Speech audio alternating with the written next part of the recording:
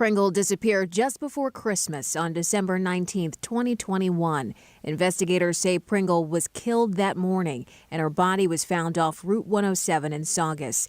Mabon, her ex-boyfriend, was arrested 4 days later.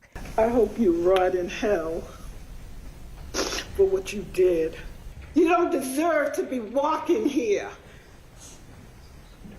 You will get what you deserve because God don't like ugly. It started with one simple message. I'm done with him. Those were the last words anyone ever heard from Sherell Pringle.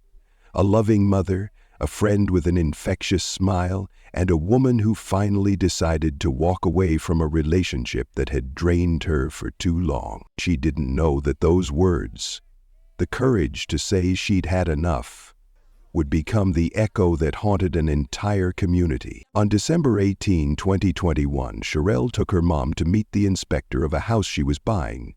This was the last time she was seen alive by her mom. On that cold December evening in Massachusetts, Charelle told her friends she was leaving to meet her ex-boyfriend, Bruce Mabon. They'd been through ups and downs, arguments, reconciliations, promises that things would change. When she got into her car that night, she probably thought it would be the last difficult conversation they'd ever have. Maybe she imagined closure, a final talk before she started fresh. But somewhere between the quiet of the road and the moment she met him, something went terribly, irreversibly wrong. Hours passed, then a day, then another. No one could reach her. Calls went straight to voicemail. Her family's anxiety turned into panic. Charelle wasn't the kind of woman to disappear without a word, especially not from her teenage son, Jamani, who meant everything to her. Welcome to Crazy Dark Files. Right now, there are thousands of women like Sherell who are living with partners who have made threats against their lives, completely unaware that those threats are about to become reality. If you want to help spread awareness about domestic violence and the warning signs that could save innocent lives, then please like this video, share it, and subscribe to this channel. Your action now could help protect another woman who might be in danger. To understand what happened to Sherell Pringle, you have to understand who she was. Because Sherell was light, she was laughter, she was strength, and she was love. Charelle Michelle Pringle was born on January 19, 1981, in Boston, Massachusetts. Her parents, Pearl Garner and Junior Anthony Carthy, raised her in a close-knit family surrounded by warmth and support. From a young age, Sherell was known for her infectious smile and her ability to light up any room she entered. She carried those values with her into adulthood. Charelle was ambitious. She valued education and personal growth. She earned her associate's degree in business and later completed her bachelor's at UMass Boston, focusing on fashion design. Her drive and determination were clear to everyone who knew her. At 40 years old, Sherell had built a life around the things that truly mattered: her son, Jamani, her family, her friends, and her community. She worked hard, spending long hours at Stewart Medical Group in Watertown, Massachusetts. She'd been there for over a decade. Her co-workers described her as the kind of person who could walk into a room and instantly make you feel warmer. She was that person everyone could rely on, the one who made you smile even when you didn't want to. Charelle loved taking pictures, going on weekend trips, and finding beauty in the little things. A sunset, a family dinner, a moment of quiet.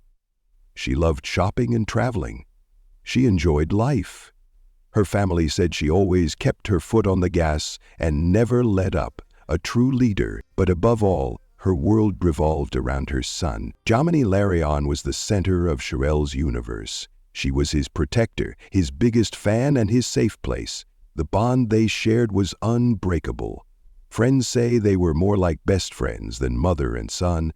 They texted constantly, shared jokes, supported each other through everything. Charelle was always pushing Jamani to do more and to do better. She made sure she was the foundational support for him. Her family wrote in her obituary that they had, and will always have, an unbreakable bond. Her son, 19-year-old Jumani Larione, realizing his mother never came home, tracked her phone, finding it in Lynn. Found the phone in the sewer. Moments after speaking with us, the phone rang. Relatives found Sherell. Family members say they were trying to connect the dots from where Sherell's phone was found in Lynn, pulling over near the Rumney Marsh on the way, discovering her purse, and then her body alongside Route 107 in Saugus. She was an amazing mother, always present, always encouraging, always there. Jumani later described his mother as a strong, independent woman, a dream chaser. He said she never missed his calls, never left him wondering where she was. She was consistent, dependable, loving. On December 18, 2021, Sherell took her mom to meet the inspector of a house she was buying. This was the last time Sherell was seen alive by her mom. Sherell had dreams too. She had just put an offer on a home. It was approved after she died. She was building a future, a fresh start, a life filled with peace and possibility. But behind Sherell's smile, there was something she rarely spoke about. A struggle, one that many women know too well. Her relationship with Bruce Meiben was about to take everything from her. Sherell's relationship with Bruce Meiben didn't start with violence. It started the way many dangerous relationships do, with charm. Bruce was a 48-year-old man from Lynn, Massachusetts. When they first met, he seemed confident, attentive. He said all the right things, made her feel wanted, made her feel seen. At first, things felt exciting. There was romance, there was hope. Sherell believed she had found someone who cared about her. But with time, that affection became something darker. It began slowly. Small arguments, bursts of anger, moments of control that Sherell brushed off as stress. Then the apologies would come, promises that it would never happen again, promises that he would change. Those cycles of calm and chaos can feel confusing, even to the strongest person. For a while, Sherell stayed. She hoped things would get better, that the man she fell in love with was still in there somewhere. But deep down, she knew the truth. Her friends started to notice changes.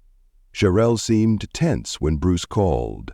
When his name came up in conversation, her energy shifted.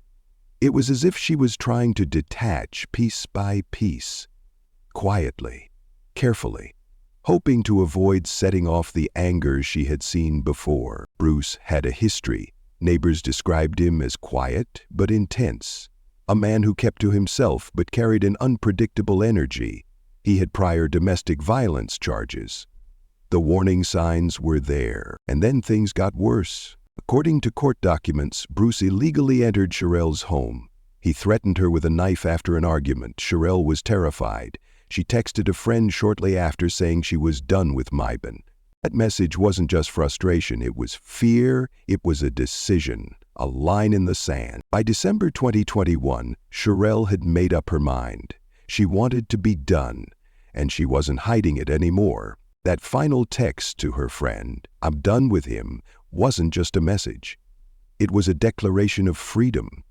It was Sherell reclaiming her voice. But what Sherell didn't know was that Bruce wasn't ready to let go. In his mind, if he couldn't have her, no one could. And that belief would lead to one of the most brutal crimes Massachusetts had ever seen. The final weeks of Sherell's life were filled with fear and courage in equal measure. Bruce had crossed a line that couldn't be uncrossed. He illegally entered her home. He confronted her, and according to court records, he menaced her with a knife after an argument. Charelle was shaken, terrified, but she didn't stay silent. She reached out to a friend and sent a series of text messages. In those messages, she made it clear she was done with Bruce Meiben. She couldn't do it anymore.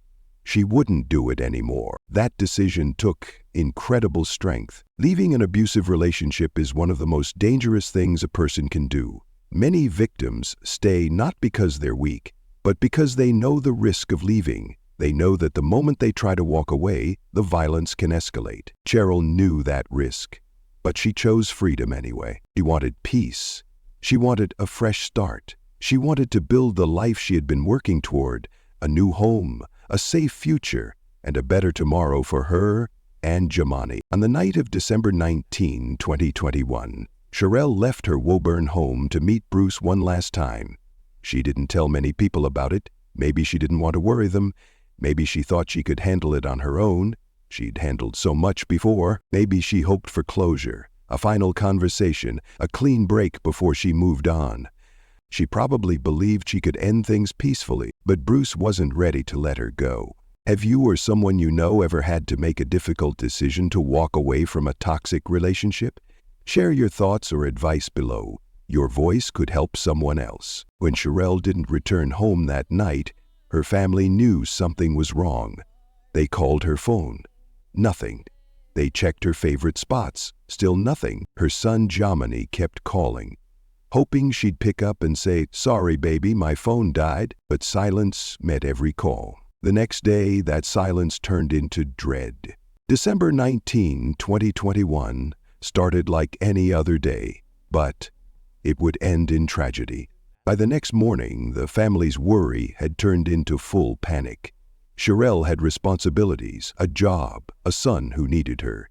She wasn't the type to vanish. Her loved ones contacted police and reported her missing. At first, investigators treated it like many missing person cases. They said, maybe she needed space, maybe she'd show up. But Sherell's family pushed back. They knew their daughter, their mother, their friend. This wasn't like her. So they took matters into their own hands. Cheryl's mother, Pearl Garner, couldn't sleep. She told reporters later, "The other night it was so cold. I'm sitting there wondering, is my child cold? Is she cold? What coat does she have on?" The other night it was so cold, I'm sitting there wondering, is my child cold? Is she cold? What coat does she have on? Family and friends put Sherell's face on flyers all over the area. They posted on social media. They knocked on doors. They searched everywhere they could think of. Jomani, just 19 years old at the time, used technology to track his mother's phone. He found it in a storm drain in Lynn. He told the media, "Found the phone in the sewer. I'm scared. It's been too many days passing. I haven't heard anything. I don't know if she's living." Her son, 19-year-old Jomani Larione, realizing his mother never came home, tracked her phone, finding it in Lynn. Found the phone in the sewer. Pearl Garner spoke to reporters, her voice breaking. "It's been pure hell. I'm a mother. That's my child. I feel like my heart has been ripped out. I feel like the police should be doing much, much more." The family didn't stop. They traced the route they believed Bruce would have taken. They pulled over near the Rumney Marsh on the way. And that's when they found her purse by the side of the road. Moments later, they found Sherell. Her body was discovered in the Rumney Marsh Reservation, a vast stretch of wetlands off Route 17 in Saugus, Massachusetts. It was December 21st.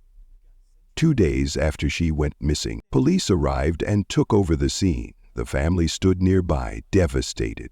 Pearl Garner cried out, "I just don't understand how somebody would take somebody's child. Who gives them the right?"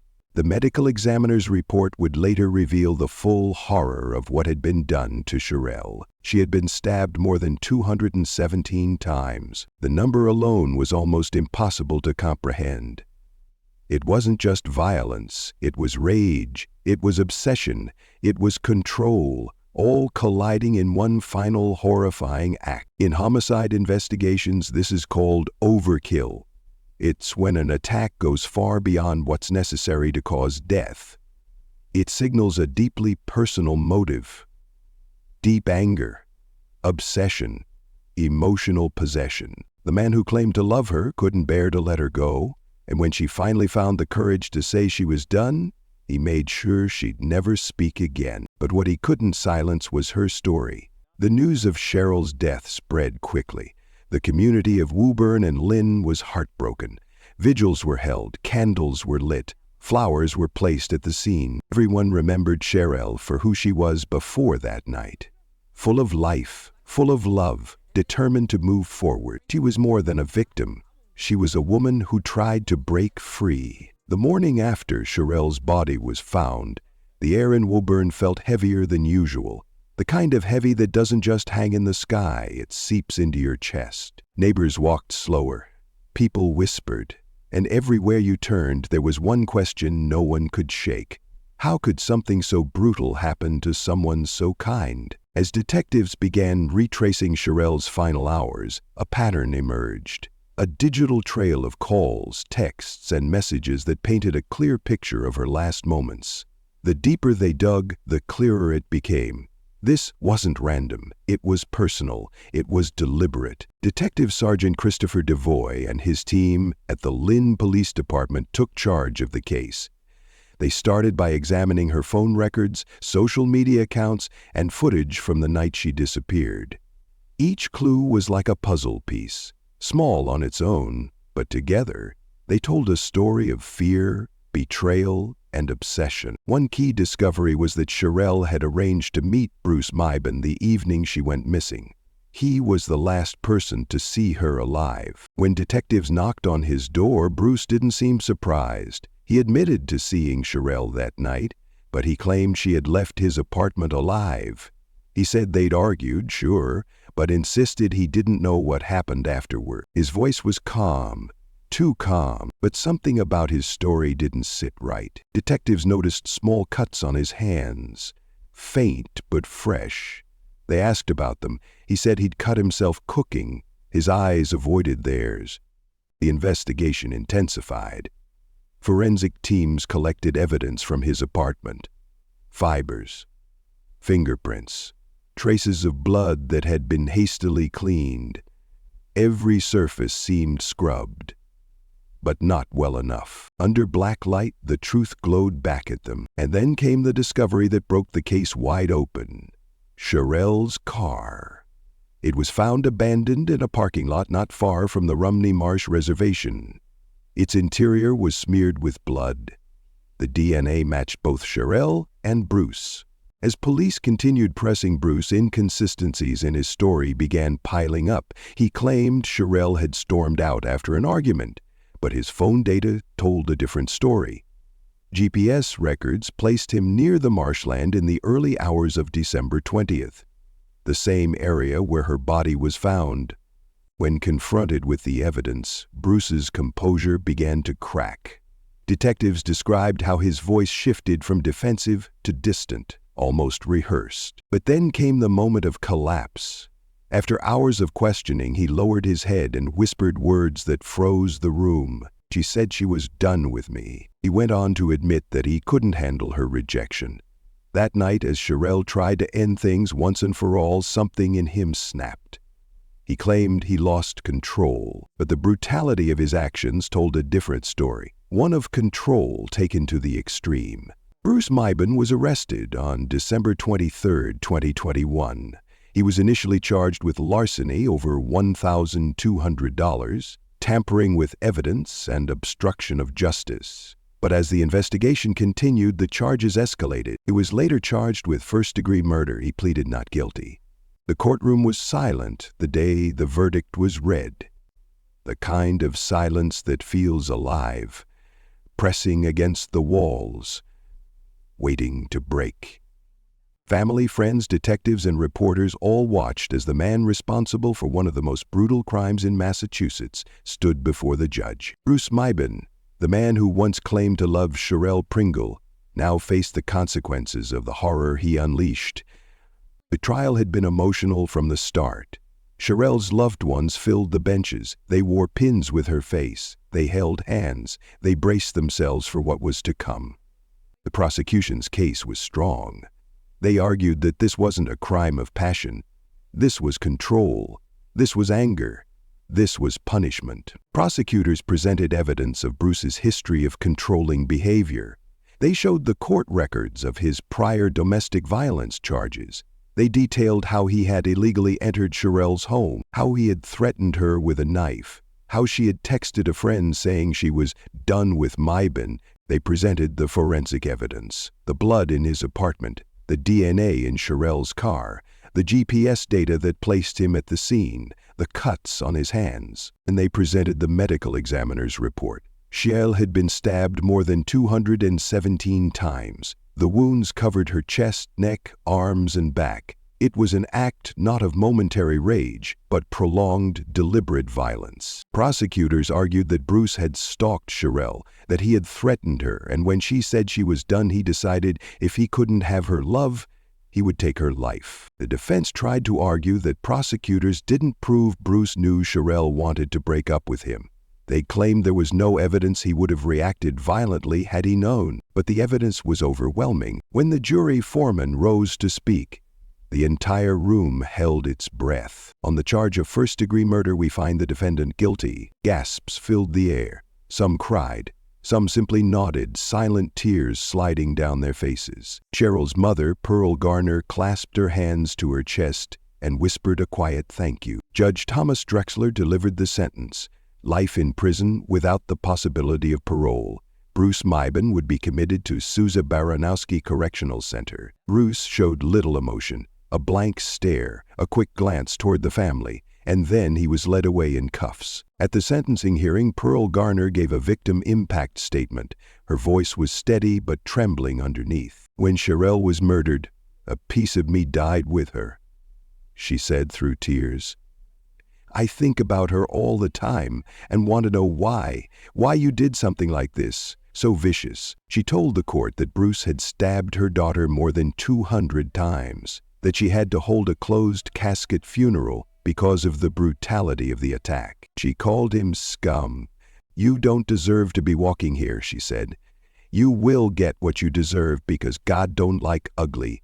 I hope you rot in hell for what you did. When Sherell was murdered, a piece of me died with her. You don't deserve to be walking here. You will get what you deserve because God don't like ugly. For Pearl, this was not victory. It was justice. The smallest possible light in a world that had been dark since the day her daughter's life was stolen. Justice was served in the courtroom. But for Sherell's family, the pain didn't end with the verdict. Pearl Garner lost her daughter, Johnny lost his mother, and no sentence could bring her back. In the weeks and months after Sherell's death, Pearl struggled to find words for the emptiness she felt. She described sleepless nights, moments when she'd reach for her phone to call Sherell only to remember she was gone. The grief was constant. Unrelenting, Damani, just 19 years old when his mother was killed, had to grow up overnight. He had lost his best friend, his protector, the person who believed in him more than anyone else in the world. In interviews, he spoke about his mother with love and pride. He called her a strong, independent woman, a dream chaser. He said she was always there for him, always answered his calls, always made sure he knew he was loved. Now, he had to navigate life without her, but Sherell's family didn't let her memory fade. They turned their grief into action. Pearl Garner became a voice for victims of domestic violence. She spoke at community events, schools, and shelters. She shared Cheryl's story, not to relive the pain, but to prevent others from experiencing it. The family established the Sherell Pringle Foundation for Domestic Safety and Awareness. The foundation provides resources, counseling, and emergency support for individuals trying to leave abusive relationships. It offers education on the warning signs of abuse and helps survivors find safe housing and legal assistance. The community of Woburn and Lynn rallied around the family. Vigils were held in Cheryl's honor, candles were lit, flowers were placed at the site where her body was found. People who had never met her came out to show support. Local organizations began hosting workshops on domestic violence prevention. Churches, schools, and community centers opened their doors for conversations about healthy relationships, consent, and how to help someone in danger. Essex County District Attorney Paul F. Tucker spoke publicly after the verdict. He said, "This verdict and subsequent sentence will ensure that the defendant will be held accountable for his senseless and atrocious conduct. Our hope is that the family and friends of Sherell Pringle can find some comfort in this outcome." Cheryl's story became a rallying cry, a reminder that domestic violence doesn't just hurt the victim. It tears apart families. It shakes communities. and it leaves scars that never fully heal. But it also became a call to action. What do you think communities can do to better protect those at risk of domestic violence? Let's discuss real solutions in the comments. Because every time Sherell's story is told, there's a chance it might save someone else. Sherell's story is heartbreaking, but it doesn't have to be repeated. There are warning signs in abusive relationships, and knowing them can save lives. If someone you know is being controlled by their partner, isolated from friends and family, or constantly apologizing for their partner's behavior, those are red flags. If they seem afraid to disagree or make decisions without permission, pay attention. Abusers often start with emotional manipulation. They make their partner feel guilty, worthless, or dependent. Over time, that control can turn physical, threats, intimidation, violence. And the most dangerous moment? When the victim tries to leave. That's when abusers feel they're losing control. And that's when violence can escalate. So what can we do? First, believe victims when they speak up. Don't dismiss their fears. Don't tell them to just leave. Leaving takes planning, support, and safety measures. Second, offer help without judgment. Let them know you're there. Provide resources. Listen. Third, educate yourself and others. Schools, workplaces, and community groups should teach about healthy relationships, about consent, about boundaries. Safety planning is critical. This means having a plan to leave safely, packing important documents, having a safe place to go, and telling trusted people about the situation. Most importantly, trust your instincts. If something feels wrong, it probably is. You don't need proof to ask for help. You don't need permission to protect yourself. Charelle tried to leave. She found the courage to say she was done. But she didn't have the protection she needed in that final moment. Her story reminds us that awareness isn't enough. We need action. We need support. We need to stand with victims before it's too late. Sherell Pringle was more than the way her life ended. She was a daughter who made her mother proud, a mother who gave her son everything, a friend who could light up a room with just her smile. She was ambitious. She was kind. She was strong. She loved taking pictures, traveling, and spending time with the people who mattered most. She worked hard. She dreamed big. She was building a future, one that included a new home, fresh starts, and endless possibilities. Charelle didn't deserve what happened to her. No one does. But her story didn't end in that marsh. It lives on in the foundation her family built, in the conversations her case has sparked, in the lives that have been saved because someone heard her name and decided to act. Pearl Garner continues to speak out. Jamani carries his mother's memory with him every day, and the community that loves Sherell refuses to let her be forgotten. Her legacy is a reminder that love should never hurt, that control is not affection, that leaving takes courage, and that courage deserves protection. The fight for awareness and change continues, one story at a time, one voice at a time, one act of courage at a time. Cheryl's voice was silenced, but ours don't have to be. We can speak up, we can support survivors, we can demand better from our communities, our law enforcement, and ourselves. Because every time we tell Sherell's story, we honor her memory, and we help protect someone else. If this story moved you, please like, share, and subscribe. Every time we tell Sherell's story, we help protect someone else. Stay safe, stay aware, and keep the conversation going. Rest in peace, Sherell Michelle Pringle. Gone, but never forgotten.